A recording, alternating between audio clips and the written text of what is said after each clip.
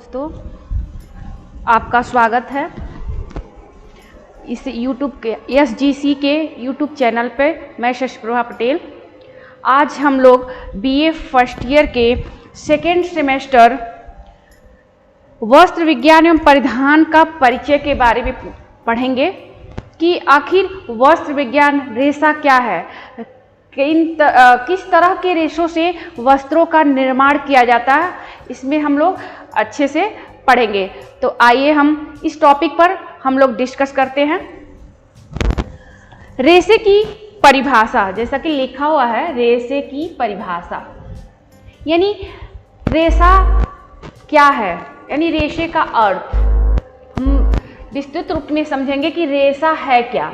रेशे या तंतु, यानी रेशे को हम रेशे भी बोलते हैं, रेशा भी बोलते हैं और तंतु भी बोलते हैं। इंग्लिश में इसको फाइबर बोलते हैं। ये वह वस्त्र निर्माण की मूलभूत इकाई है, सबसे पहली इकाई है जिसके बिना वस्त्र निर्माण प्रक्रिया असंभव है। यानी बिना रेशे या तंतु का हम वस्त्र निर्माण कर ही नहीं सकते हैं, उसके बारे में सोच भी नहीं सकते हैं। कोमल व लंबे रेशों को इकट्ठा कर एवं उसमें हम क्या करते हैं, ऐंठन दिलाते हैं, फिर ऐंठन देकर बुनकर सुविधाजनक, अपने आवश्यकता अनुसार, अपनी सुविधाजनक अनुसार हम आरामदायक कोमल वस्त्र बनाते हैं। प्राकृतिक रेशे जैसे कपास, लीलन, ऊन तथा रेशम और भी कई प्राकृतिक रेशे हैं। इसके अलावा कुछ रासायनिक पदार्थों का उपयोग करके सुंदर, आकर्षक, चिकने, मुलायम, टिकाऊ और कोमल वस्त्रों का निर्माण भी किया जाता है, जो सस्ते होते हैं। यानी प्राकृतिक की अपेक्षा जो मानव निर्मित होते हैं वो थोड़े सस्ते होते हैं, आसानी से उपलब्ध होते हैं और जिनकी पूर्ति निरंतर रूप से होती रहती है, क्योंकि यह प्राकृतिक रेशों की तरह ही सीमित नहीं होते हैं। इन रेशों को मानवकृत या कृत्रिम रेशे भी कहा जाता है, क्योंकि जब से मानव ने रेशों के बारे में आने वाले समय में लगातार शोध कर करके नए नए रेशों का आविष्कार कर रहा है। हालांकि अभी हाल ही में एक कॉटन की खोज की गई है, कस्तूरी कॉटन,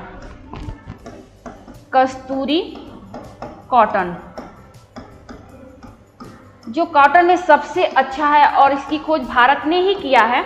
ठीक है, तो मानव द्वारा जो लगातार रेशों की खोज होती जा रही है, उससे वस्त्र बनाए जा रहे हैं। ये सस्ते भी होते हैं, टिकाऊपन भी होते हैं, इनके कलर भी पक्के होते हैं और ये आसानी से हमें उपलब्ध भी होते हैं। रेशे या तंतु अणु के बने होते हैं, ये छोटे अणुओं के बने होते हैं। रेशे पॉलीमर होते हैं, अर्थात यह कई सारे अणुओं से मिलकर बनते हैं।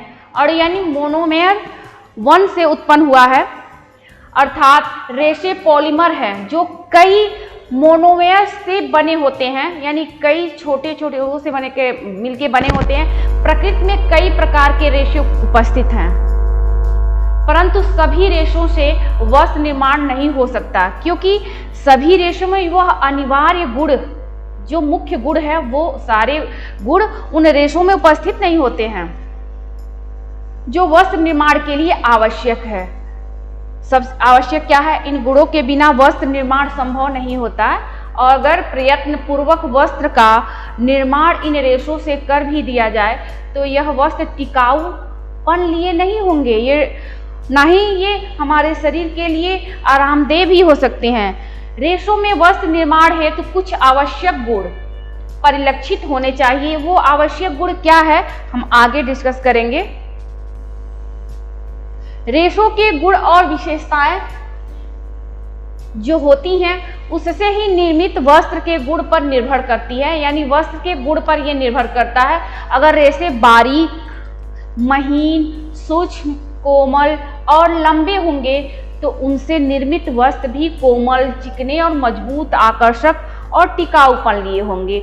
इसी में जब हम प्राकृतिक रेशों की बात कर रहे हैं, यानी प्राकृतिक रेशे में 3 तरह के रेशे आ जाते हैं। प्राकृतिक रेशे में 3 तरह के आते हैं। सबसे पहले होता है वानस्पतिक।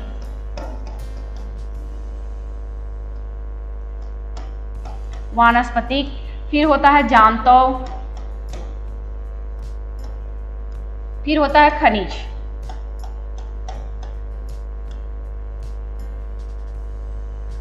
वानस्पतिक में ये बहुत सारे होते हैं, जैसे कपास,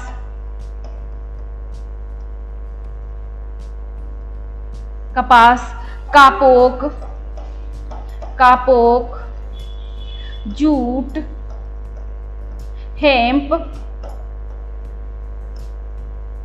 आदि, ये बहुत सारे हैं। लीलन, ठीक है, जो घरेलू वस्त्र बनाए जाते हैं, जैसे पर्दे हैं, ये मेजपोश हैं, ये लीलन के बनाए जाते हैं। जो किचन के जितने भी कपड़े होते हैं लीलन के बनाए जाते हैं। जांतों में आपका आता है रेशम और ऊन, ये जांतों। खनिज में आ जाते हैं आपके सोना, चांदी, स्टील और एस्बेस्टस।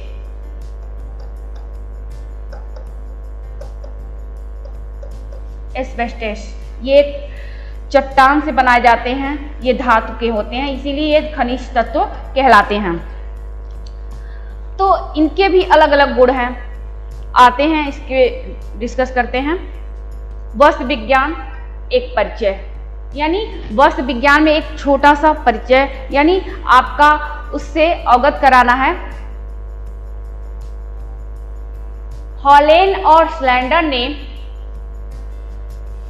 अपनी पुस्तक टेक्सटाइल में लिखा है कि प्रत्येक व्यक्ति जन्म से मृत्यु तक वस्त्र तंतु में घिरा रहता है, यानी जो व्यक्ति जन्म लेता है और जब तक उसकी मृत्यु होती है वो वस्त्रों से ही लिपटा रहता है। हम वस्त्र तंतु के उत्पाद पर चलते हैं और पहनते हैं। हम वस्त्र आच्छादित कुर्सी और सोफा पर बैठते हैं, यानी वस्त्रों से निर्मित कुर्सी और सोफा पर बैठते हैं, यानी कुर्सी के ऊपर वस्त्र लगा रहता है, सोफे के ऊपर भी वस्त्र लगा रहता है। हम वस्त्र के ऊपर और नीचे सोते हैं, यानी हम जिस बेड पे सोते हैं उस पे भी जो चादर होते हैं वस्त्र के ही होते हैं, कपड़े के ही होते हैं। वस्त्र तंतु हमें सुखाते हैं, यानी जो तौलिया होता है, हम स्नान या गीले हो जाते हैं तो उसी तौलिए से ही अपने आप को पोंछते हैं, यानी सुखाते हैं। या हम शुष्क रहते हैं, यानी ठंडी के सीजन में, ये जब वीडियो बन रहा है तो इस समय ठंडी का सीजन है, तो इसमें हम अपने आप को गर्म करने के लिए क्या पहनते हैं, स्वेटर पहनते हैं जो हमें गर्माहट दे। वह हमें गर्मी दे या गर्माहट करे, हमें सूर्य, अग्नि और संक्रमण से सुरक्षित प्रदान करता है। यानी जब गर्मी होती है तो हम पतले सूती कपड़े पहनते हैं, ठीक है। अग्नि से बचने के लिए भी हम अग्निरोधी कपड़े पहनते हैं। संक्रमण से लिए हम जो मास्क पहनते हैं वो भी कपड़े के ही होते हैं। ये सारे क्या करते हैं, हमें सुरक्षा, यानी ये सारे वस्त्र हमें कहीं ना कहीं सुरक्षित रखते हैं। इस परिभाषा से वस्त्र के जीवन में उपयोगिता पता लगती है, यानी इस रेशे के परिचय से हमें हमारे जीवन में वस्त्र की उपयोगिता का पता लगता है कि हमारे लिए जो हमारी मूलभूत आवश्यकताएं हैं, रोटी, कपड़ा और मकान, तो उसमें से दूसरे स्थान पे वस्त्र आता है। वस्त्र भोजन के बाद मनुष्य की सबसे बड़ी आवश्यकता होती है। दूसरी प्राथमिक आवश्यकताओं में से एक भी है वस्त्र। मनुष्य प्राचीन काल में ही तन ढकने के लिए तथा धूप, शीत, वर्षा एवं आग से रक्षा के लिए पेड़ पौधों की छाल, जानवरों की खाल, घास, पत्तों का उपयोग करते थे। मानव सभ्यता के विकास के साथ साथ वस्त्र निर्माण की कला में भी विकास हुआ। समय के साथ साथ प्राकृतिक रेशों के अलावा कृत्रिम रेशे में भी वस्त्र निर्माण में उपयोगिता होने लगी। यानी हम जब वस्त्रों की इतिहास को पढ़ेंगे तो सबसे पहले पता चलता है कि आदि मानव ने वस्त्र बनाना कहाँ से सीखा। ये टॉपिक आता है, सबके मन में आता है।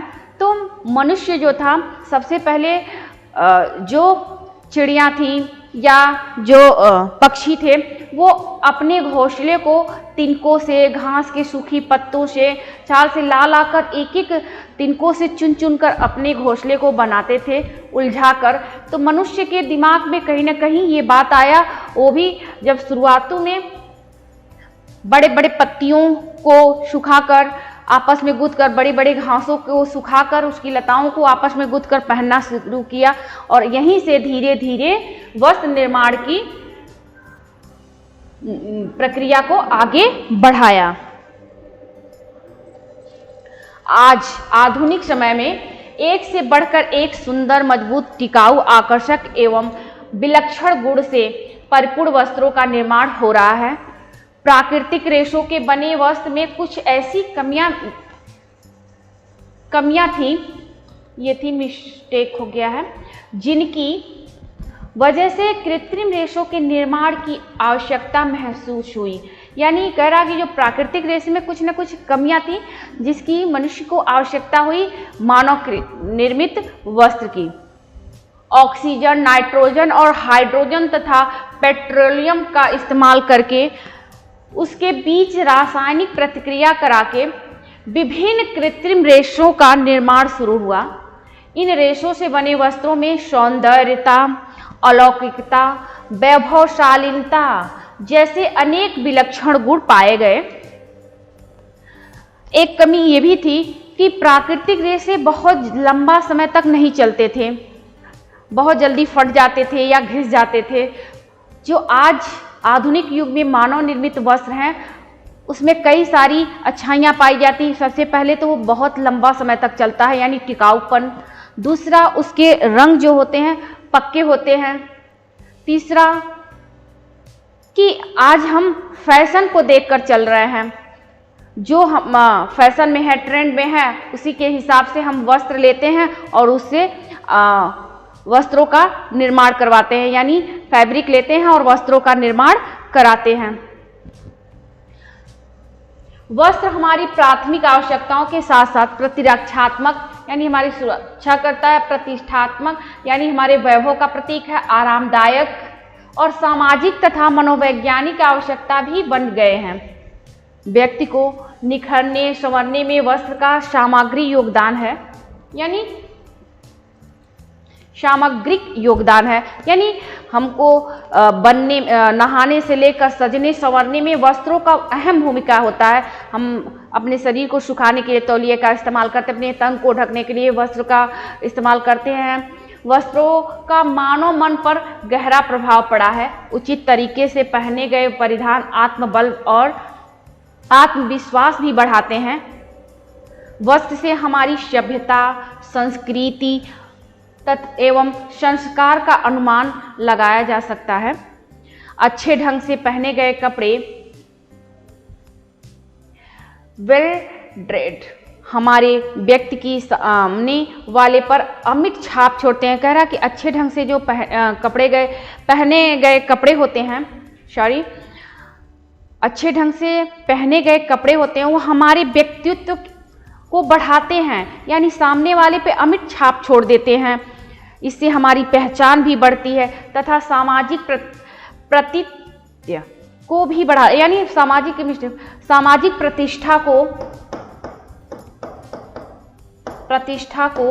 बढ़ाती है,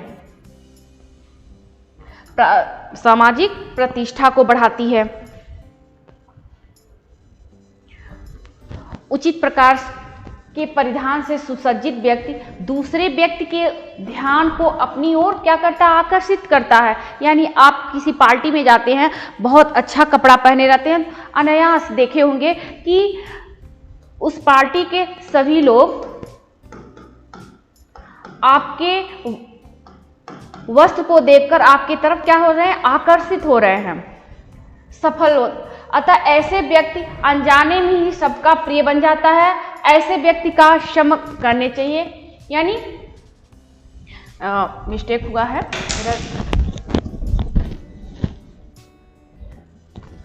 विकास होता है। इतना ही नहीं, वस्त्र से हमें मानसिक बल एवं भावनात्मक संतुष्टि मिलती है। करा कि हम अपने मनपसंद का वस्त्र अगर पहने रहते हैं, इससे हमें कहीं ना कहीं मानसिक बल एवं भावनात्मक संतुष्टि मिलती है। समय के साथ साथ मनुष्य ने कई वस्त्रोपयोगी रेशों की खोज की और उनसे वस्त्र निर्माण का कार्य शुरू किया। यह रेशे प्राकृतिक तथा प्राणी स्रोत से प्राप्त होते थे। रेशों को बटकर ऐंठन देकर धागों का निर्माण किया जाता है और फिर वस्त्र बुने जाते हैं। सबसे पहले वस्त्र जो रेशा होता है यानी तंतु, ये प्राथमिक इकाई होती है। फिर इस रेशों या तंतु को बटकर ऐंठन दिया जाता है। ऐंठन देकर तब धागे का निर्माण होता है। फिर धागे निर्माण करने के बाद कपड़ा बनता है और कपड़े से वस्त्र बनाया जाता है। अतः रेशे वस्त्रों की लघुत्तम इकाई होती है। कह रहा क्या कि रेशा जो होता है ये लघुत्तम इकाई होता है वस्त्र का। इसको हम एक डायग्राम के माध्यम से भी समझेंगे कि कैसे कैसे वस्त्रों का निर्माण होता है। प्राथमिक इकाई क्या होती है? तो सबसे प्राथमिक इकाई होती है फैब्रिक। फैब्रिक, उसके बाद आता है यार्न, उसके बाद आता है फैब्रिक,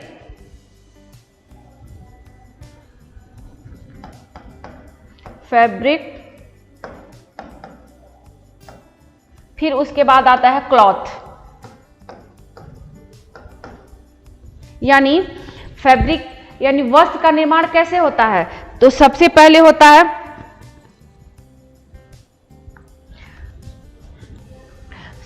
क्या होता है? फाइबर बनाएगा। फाइबर मतलब रेशा, क्या कहेंगे हम? रेशा या तंतु। फिर उससे यार्न बनता है यानी धागे बनते हैं। फिर फैब्रिक बनता है यानी कपड़ा बनता है। फिर उसके बाद चौथे में क्या बनता है? तब उससे हम वस्त्र बनवाते हैं, मनचाहा वस्त्र बनाते हैं। यानी कपड़े से हम मनचाहा वस्त्र बनाते हैं। तो सबसे प्राथमिक इकाई क्या होगी? रेशा हो गया या तंतु हुआ। तंतु से ही यार्न का निर्माण होता है, फिर फैब्रिक का निर्माण होता है, फिर उसके बाद क्लॉथ यानी कपड़े का निर्माण होता है। दूसरी बात ये क्लॉथ यानी वस्त्र का निर्माण होता है। वस्त्र यानी हम अपनी आवश्यकता के अनुसार कपड़े से वस्त्र बनवाते हैं या वस्त्र या परिधान बनवाते हैं। वस्त्र या परिधान बनवाते हैं। रेशा कहाँ से हमें प्राप्त हो सकता है? ये प्राकृतिक रूप में वानस्पतिक जगत से भी प्राप्त होता है, प्राणी जगत से भी प्राप्त होता है। ये चित्र हमने यहाँ बनाने की कोशिश की थी। 20वीं सदी में वस्त्र विज्ञान के क्षेत्र में क्रांति के फलस्वरूप कुछ तत्वों के आपसी संयोग से भी वस्त्रोपयोगी रेशे का निर्माण हुआ। इन तत्वों जैसे nitrogen, oxygen, hydrogen, sulphur dioxide तथा पेट्रोलियम आदि से बने रेशे उनसे बने वस्त्रों में विलक्षण और अद्वितीय गुण पाए जाते हैं। इसलिए इन्हें जादुई रेशे यानी मैजिक फाइबर से निर्मित वस्त्र भी कहा जाता है। ऐसे तंतुओं से बने वस्त्र आग, गैस, जीवाणु एवं अन्य रोगों से भी सुरक्षा प्रदान करते हैं। जैसे प्राकृतिक रेशे में कॉटन ही है, कपास, ये ज़्यादा लंबे समय तक अगर हम रखते हैं तो इसमें बहुत जल्दी दीमक लग जाते हैं, ये खराब हो जाते हैं, तह लग जाते हैं। लेकिन मानव निर्मित जो रेशे होते हैं बहुत लंबे समय तक रखे जा सकते हैं। ये बहुत ही टिकाऊपन लिए होते हैं, इनके रंग जो होते हैं पक्के होते हैं और ये विलक्षण चमक, अद्वितीय गुण लिए होते हैं जो हमारे मौसम के हिसाब से हमें आरामदेह होते हैं।